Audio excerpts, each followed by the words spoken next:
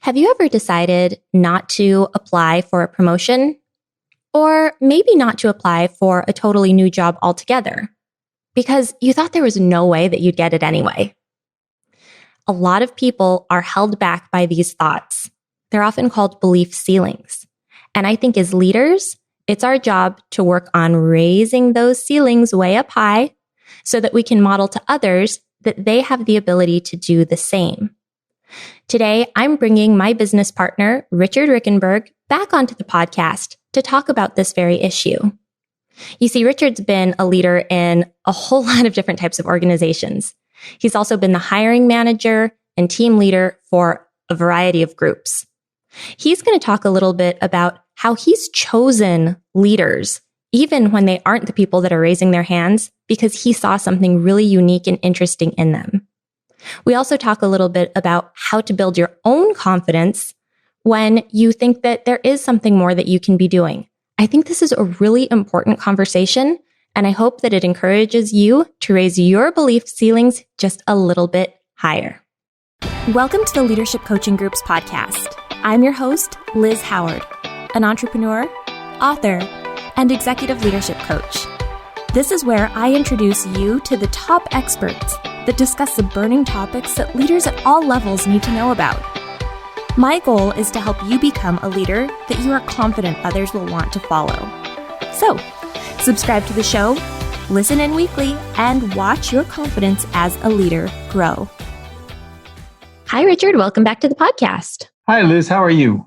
I'm good. We haven't had you on in a while. It has been a while, hasn't it?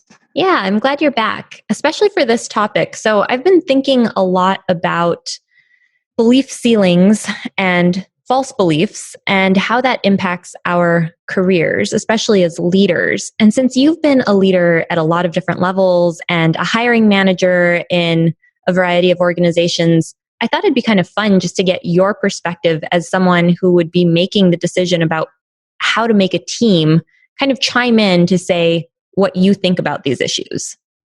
All right. Well, let's give it a shot. All right. So really quickly, can you just talk about a few of the organizations that you have been a leader in, just in case we have some new listeners? All right. Well, I'm a former submarine officer during the Cold War. I've worked as a mass care chief for the American Red Cross for a number of national disasters. I've consulted with the Center for Disease Control and on how to handle national disasters. And I've also been a business person, it's various levels of leadership within business, from a starting manager up through vice presidents of business. So I do have quite a bit of different experiences. You do. And for any brand new listeners, Richard and I work together with the Leadership Coaching Group, and he is the subject matter expert really in leadership. And so he is our principal executive coach. And the whole reason that this whole company is together is because of Richard's influence and our linking arms together. So we've known each other for a very long time, and I continue to learn from Richard, and I'm happy to be able to share some of his knowledge on the podcast. So we've done that over the years. There's plenty of episodes to go back to. I'll link to some of them in the show notes. But in the meantime, let's just dive into this topic. So I recently heard about this guy who's a family friend. He's very, very technically knowledgeable. He's growing his people leadership skills. And he had the opportunity, and this is one of many opportunities, to apply for some really cool leadership roles with some really interesting organizations. And this is probably yet another example of a time that he simply won't do it because he's in his head and he just doesn't feel like he's quite ready yet. And as someone who does leadership consulting, I see him as being like so ready, and someone that I would recommend even to a friend who is a hiring manager. I mean, this guy, he's got the right stuff. He should be applying for these roles, but he just kind of won't. So how does that strike you first and foremost as someone who has led teams and led people? How do you kind of look at it when there's someone who's probably quite well qualified, but feels just nervous and unsure about taking the next step? Well, I guess there's two things I would say about that. first, as a boss, I always felt that the best type of leader to hire is someone that you had to talk into doing it, because somebody who is not absolutely sure that they're going to be successful is really the kind of person that you want in that position. I don't want people who are so confident in themselves that they're unwilling to consider the possibility that they're overextended or that they're wrong.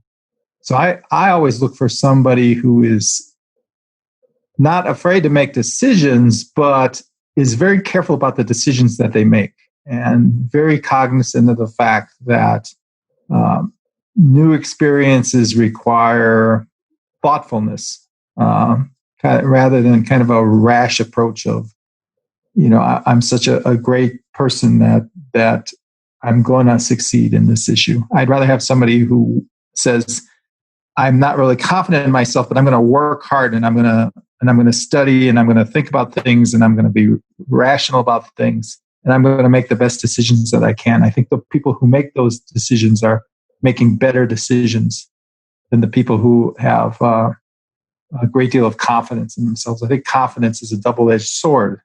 Having said that, for this individual to not even apply for a job is really hurting potentially his organization, but certainly hurting that individual.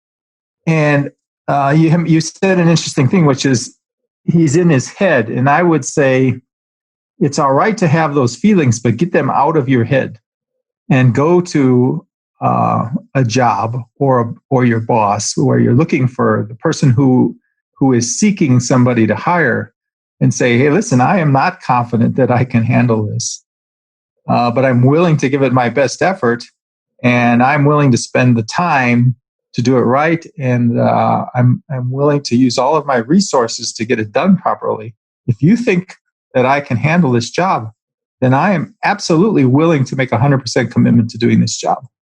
Instead of just sitting in and having this conversation in his head and thinking of all of the bad things that can potentially go wrong, or not even having enough confidence to go out and be candid and never then applying himself. Okay. Does that make sense? It does. And I think that some of those, let's just touch on the first part and stay in order here. I think it's really interesting that you said that you would be sort of drawn to someone who isn't necessarily raising their hand and jumping up and down asking for the promotion. And I just want people to consider that there's so many things. I know growing up in the corporate world, and I was in a very aggressive, backstabbing, I just think totally ugly type of organization, but we were told that, you had to be very forward and vocal, and if you didn't show that you wanted it, that the company didn't want you, and that, it was just this very, very competitive thing. And it didn't always work out well because it just caused a lot of striving. I do think it caused a lot of inflated ego. And I think that these types of ideals are projected quite a lot in different movies or the media or whatever. So for people that don't feel natural in that type of display, they might think that they're never the right person. So to hear a hiring manager and a boss say, hey, that's actually the opposite is actually a quality that I'm drawn to, is probably kind of interesting. And I just wonder how that would land with people. Yeah, and I think that's an interesting observation on your part that we've kind of developed, and it's certainly been within my adult lifetime, this thing about being brash and being super confident as being the type of person that is going to be the most successful person. I always thought that the person who is going to be the most impactful is a quiet person who isn't out banging their own drum, who isn't out trying to convince the world that they're the greatest thing since sliced bread. That's an old saying, but and that the person who's trying to sell themselves is not necessarily the person that you want. I mean, when I was younger, that was very much the thought, that you shied away from those people who are self-promoting. And nowadays it seems as though people believe that they have to be self-promoting, that they have to be out there, they have to have a visible, positive, always confident, supremely kind of 100% salesmanship type persona in order to get promoted. And I think that's absolutely untrue. I think it's a myth. And I think that the people who try and buy into that hurt themselves a great deal.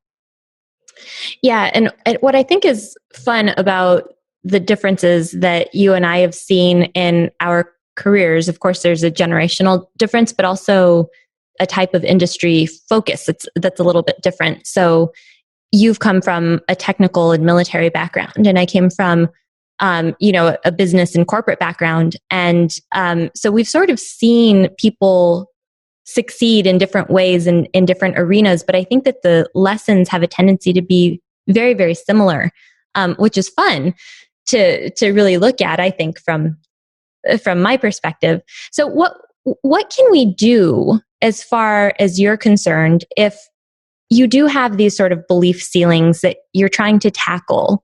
And like you said earlier, you kind of have to get over it, but that's not the easiest thing to do. So how would you mentor someone or recommend to someone that they can start getting over some of these limiting beliefs to get to that next step, so that they might take the step and apply for the job, or ask for more responsibility, or, just stretch themselves to take on something a little bigger? I like the term that you use when you talk about stretch themselves, because I consider myself, when I got out of college, as being somebody who lacked confidence that I could be successful. I mean, I was very poor. And so, I didn't have a nice, fancy, sharp suit, and I didn't have a nice car, and I didn't have any car at all. So there were a lot of challenges, I think, for me when I first went into the working environment, which was I started in a corporate working environment. And I just lacked that confidence. But there were certain things that I wanted to accomplish with my life. And I think, to just talk a little bit about my own personal experience. My father died when I was a boy. And one of the big things that he talked about was, what do you want to accomplish in your life? And so he died young, and he didn't accomplish everything in his life that he probably wanted to accomplish. And that kind of kept with me. And I thought, I don't feel confident, but there's certain things in life that I want to do. And so I don't really have any choice except to go out there. And as you said, get out of my own head and, close my eyes and take a step out into the unknown and hope that it's going to work out. And of course, when you do that and it works out, you gain a little bit extra confidence that you can do it again.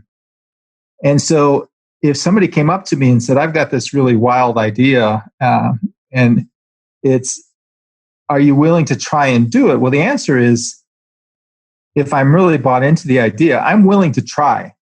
And that's the difference.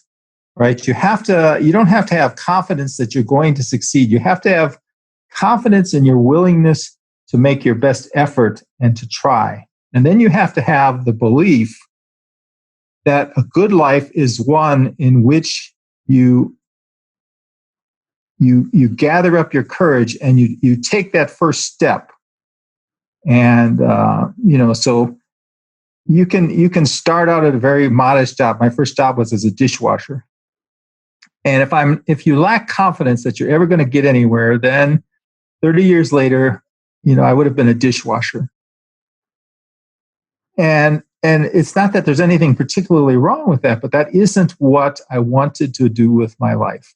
And so as little confidence as I had, I realized that the only way I was going to be able to do it is to start to do more and more ambitious things, all of the while not absolutely certain that I was going to be successful.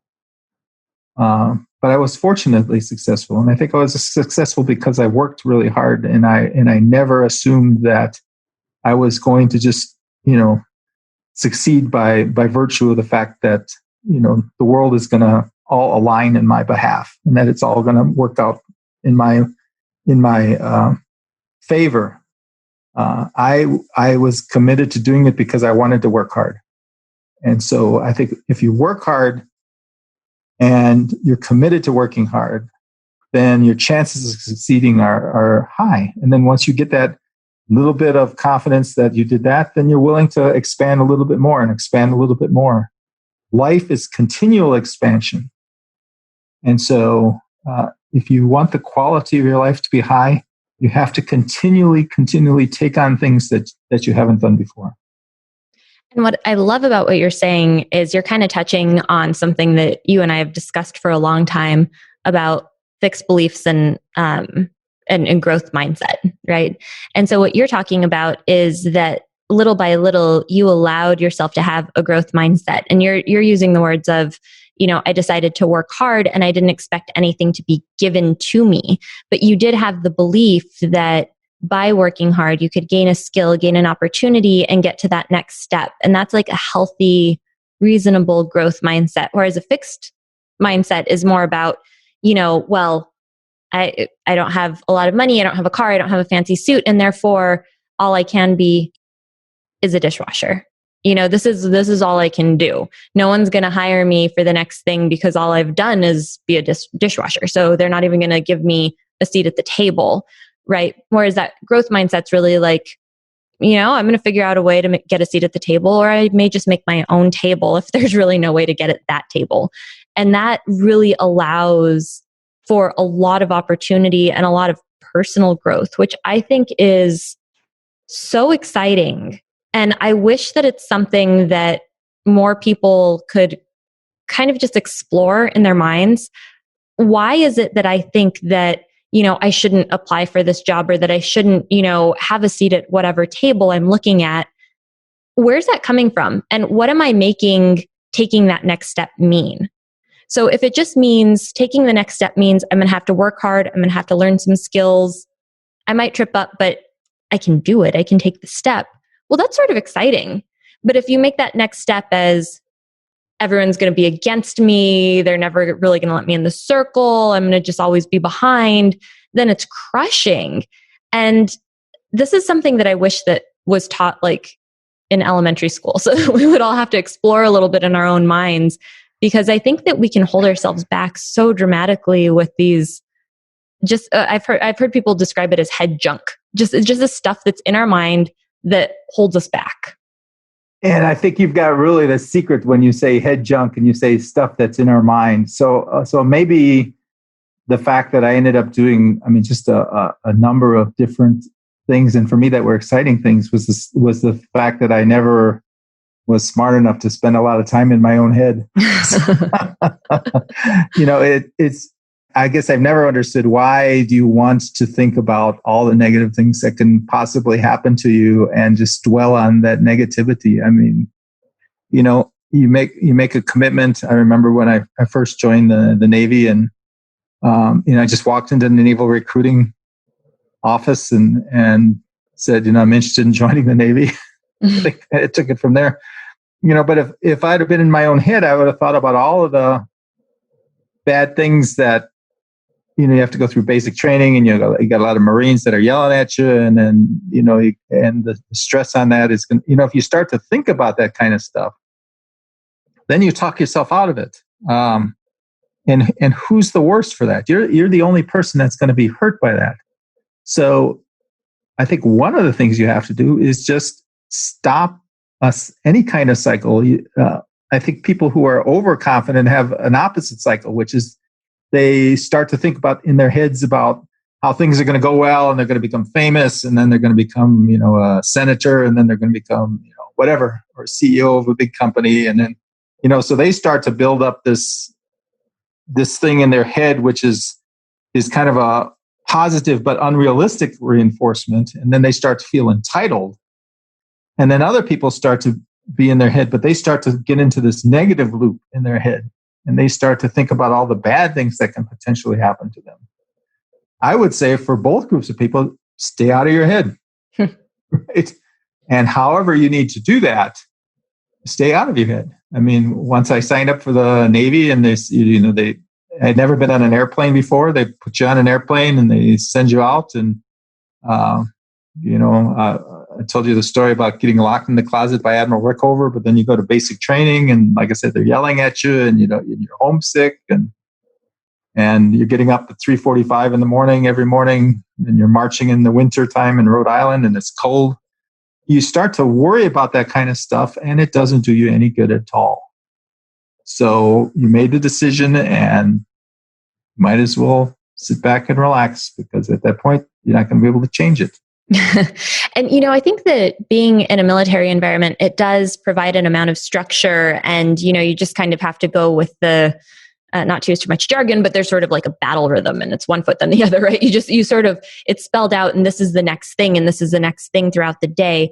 When you're in a less regimented environment and you are subject to head junk, I think it's challenging, because I think it's very much human nature to say, here's the next thing that could happen, good or bad.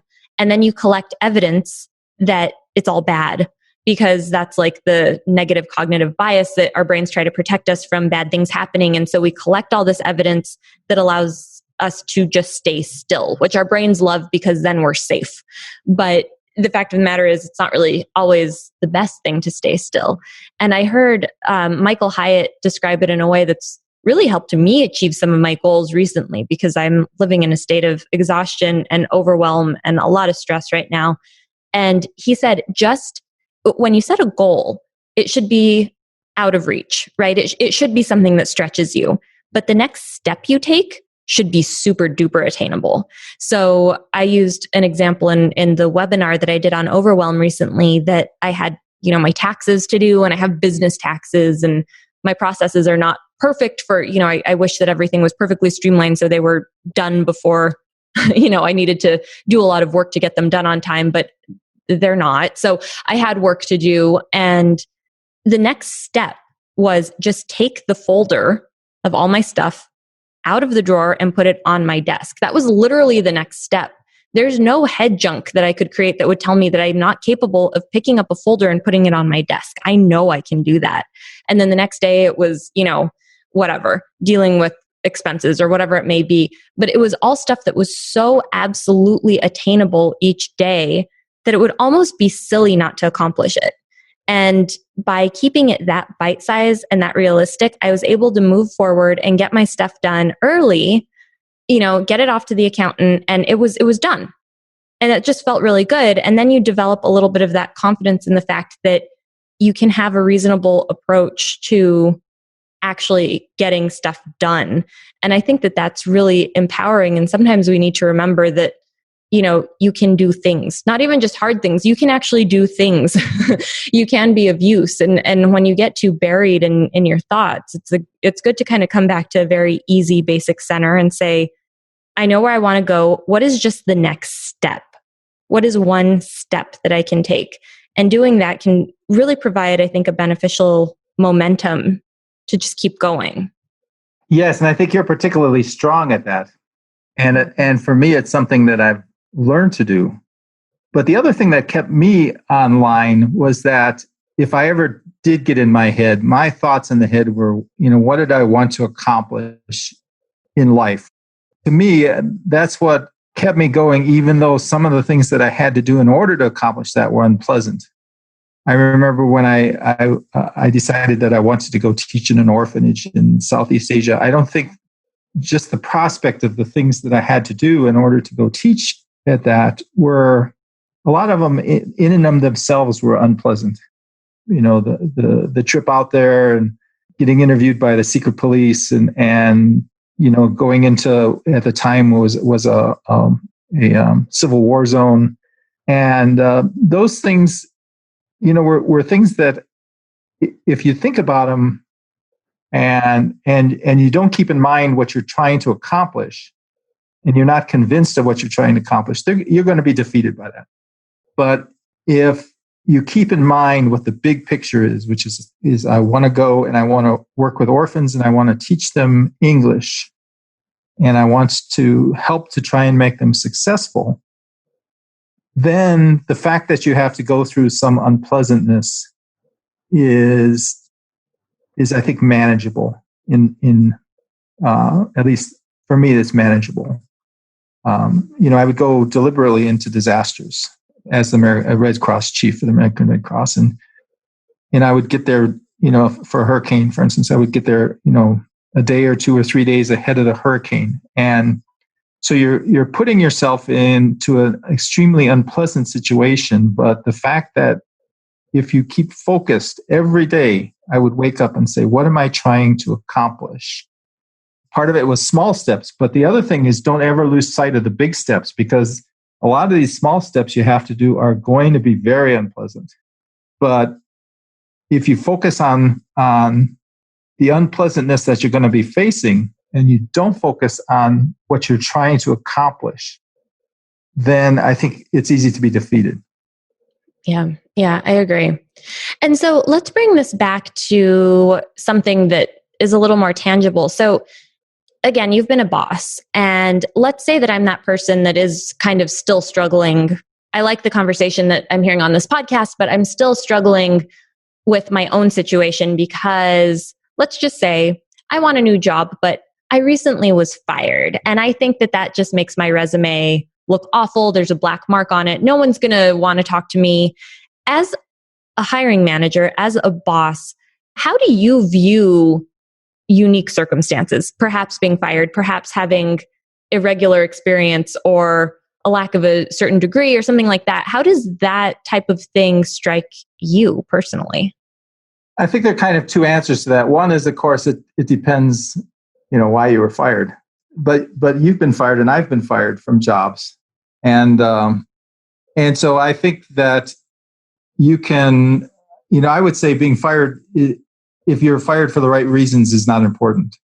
Not having the right educational degree is relatively unimportant. If I'm hiring a surgeon, which of course I'm not, then you have to have an educational degree and you have to have certifications. But if I'm looking for a generic leader leading an organization, then for me, the education, the formal education you have isn't necessarily important. And in fact, I remember when I was first working in the corporate business world after I got out of the Navy, I was working at a manufacturing facility, and I was trying to hire somebody to actually replace me so that I could get promoted. My boss said, you can get promoted, but you have to hire your own replacement. So, and I would interview these people, and I had been working at this company for about a year as the EDI manager, electronic data interchange manager, and I'm trying to hire replacements. And people would come in and say, I've got 20 years of experience in EDI. And I would think to myself, why would you possibly want to be in the same job for 20 years? I mean, and then you're applying for another job, which is, the same job that you've been in for 20 years. I'm not looking for somebody with 20 years of experience in EDI, because it doesn't take 20 years to get good at it. It takes about 3 years to get good at it, or maybe 2 years to get good at it. And once those 2 or 3 years are up, you're about as good as you're ever going to get.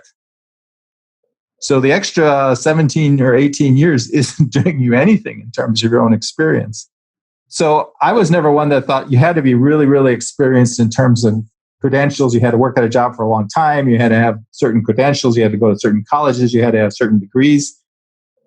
To me, that is relatively inconsequential. The question is, how willing are you to work at it, and how intelligent are you at making decisions? And if you're intelligent at making decisions, and you've got a basic level of experience, and you've got a commitment, then you are much more valuable than somebody who is maybe has a lot more experience, but kind of is, trying to coast, right? Trying to, just get by with getting by. And I was very leery of those people. Yeah. And it was an interesting experience for me. When I was fired, I was devastated. I mean, thank God I was fired, but I'm saying that so many years later, it was a really bad organization and I should have left. So that's a whole different conversation. But I was always like the good kid, and I was always the whatever, right? I was used to doing a good job and getting a pat on the head and whatever. So being fired was sort of like an identity crisis for me. And I just assumed that I was forever in trouble because I was fired from this really terrible place that I didn't want to be associated with, but enter head junk. And I made that this really big deal. So I remember at one point, I just decided, there was no way to not talk about it, because the second that, a company, and any good company should, do a reference check or whatever, they're going to find out that it happened. So I needed to just talk about it honestly and just learn how to be in that space. And it was this really pivotal moment for me when I applied for another job. And I just sat down. I remember talking to the vice president of the organization, who I was a little bit intimidated by, but I thought he seemed like a reasonably good guy. And I just told him the truth. I was like, here's the experience I got from this company. Here's what I thought was good. Here's what I thought was a potential area of improvement. I didn't say anything negative about them, but I did tell him just out and out, black and white, and I was fired. And here was the reason they gave. And, I can't undo it. I didn't justify, explain, or try to prove anything. I just told him the truth. I told him the circumstance, and he was like, okay. Like, he did not care. I mean, he hardly blinked when I said it.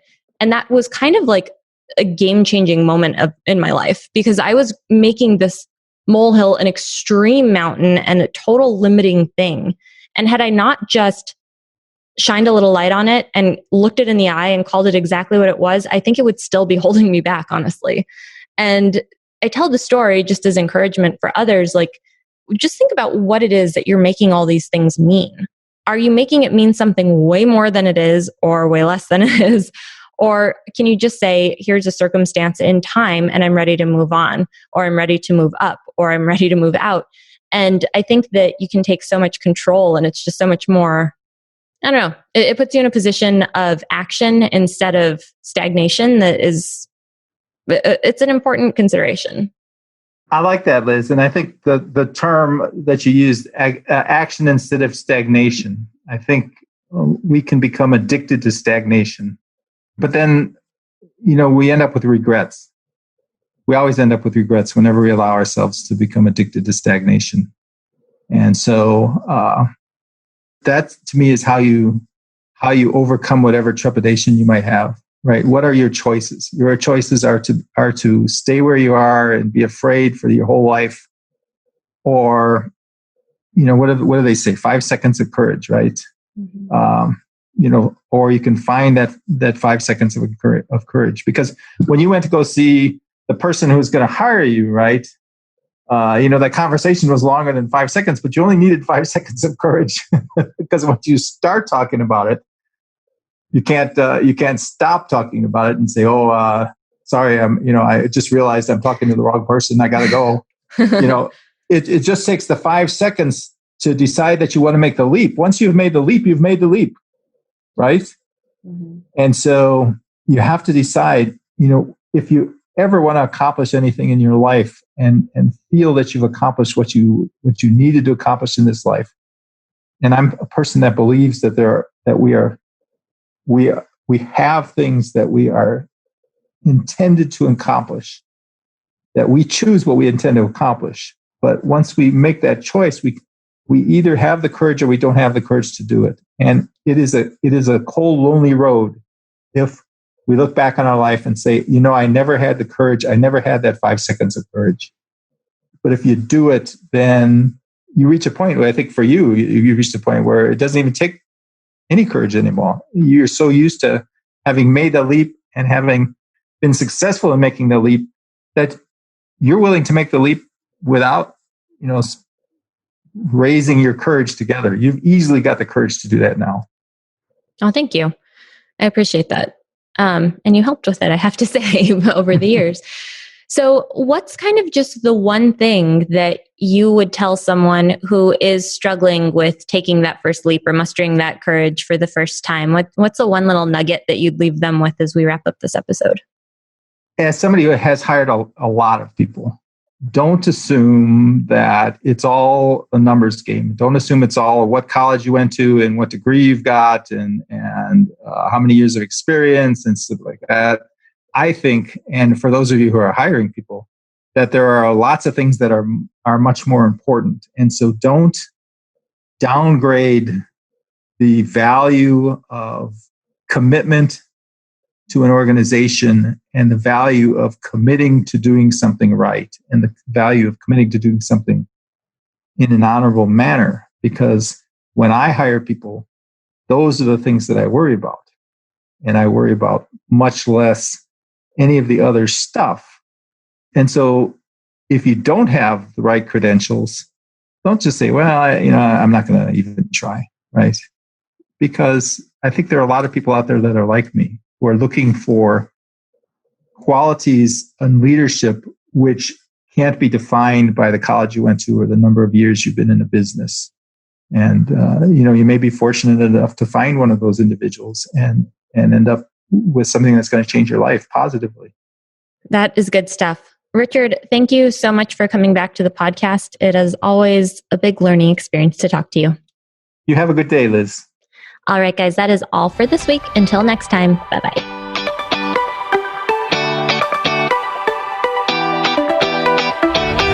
Hey, guys, if you're getting anything out of this show, please head on over to iTunes and leave us a review. I read every single one, and honestly, your feedback is single-handedly what keeps this show going.